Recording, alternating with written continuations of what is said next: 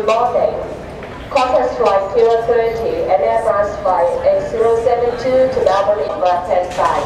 Boarding for economy class will be by row number, and passengers seated in rows 66 to 75 are now invited to board. To assist with boarding, please have your boarding pass. Xian is on her way from Copenhagen meeting.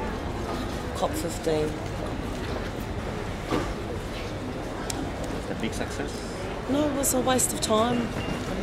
My expectations about COP15 were like very low, and they were all confirmed. The leaders of this world do not care about the planet and the future. All they worry about are vested interests and corporations' right to make money over the right of people to survive and live to the next century. Same old, same old. And do they have any plans for the next one? Or the next one is no. The next one will be in Mexico next year, but I will not waste my time to go. The Pacific Islands needed a 40 to 50% cut in emissions to survive. That has not happened.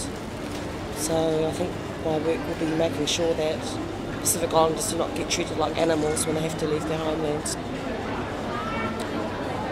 Islands under that map? Yes. And in real terms, it's a genocide. You know, land is the basis of Indigenous culture. And when your land disappears, how do you maintain your culture for future generations? It's very difficult. But my primary concern is that climate refugees have no status in international law. Indigenous people in the Pacific have a right to exist just as much as Europeans, and we are paying the price for the West and their reluctance to take responsibility for their lifestyle and what that has meant to our planet. And for me, it is a continuation of the colonisation and the colonialism of last century. Not happy. It's hard to be happy in the when you're facing genocide. So even for New Zealand, which is obviously a much larger island, this would have huge repercussions. But, you know, at the end of the day, Western and white supremacy and interests of corporations rule the world, so nothing much has changed.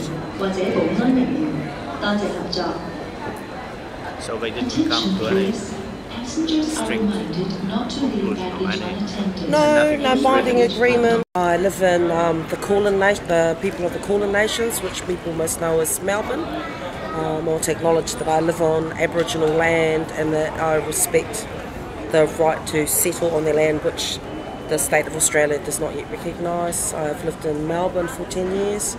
Love brought me to Melbourne. But for something, it was like some kind of apology, recent government apology, was it?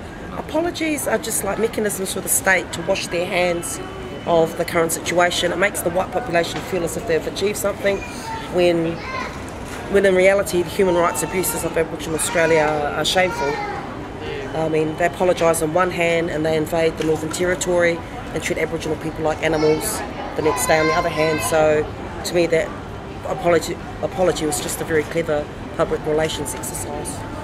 There is no treaty with Indigenous people in Australia. You know, they've still suspended the Racial Discrimination Act in Australia.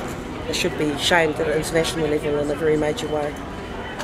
So at least in New Zealand they have this treaty, which is still not clear what... No, the treaty is very clear. It guaranteed Māori people the right to tino rangatiratanga, which means our right to sovereignty and self-determination, and we are a very long way from that. We will fight for that, but we're still a very long way from determining our lives from the basis and control of our lands and our culture. We've got a long way to go, but it's a good fight we're fighting for.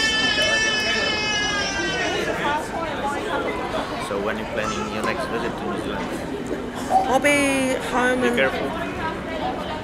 Aotearoa in February on Waitangi Day to protest and to see my family, see my mother and my father, my sister. I think we did a great job. Thank you.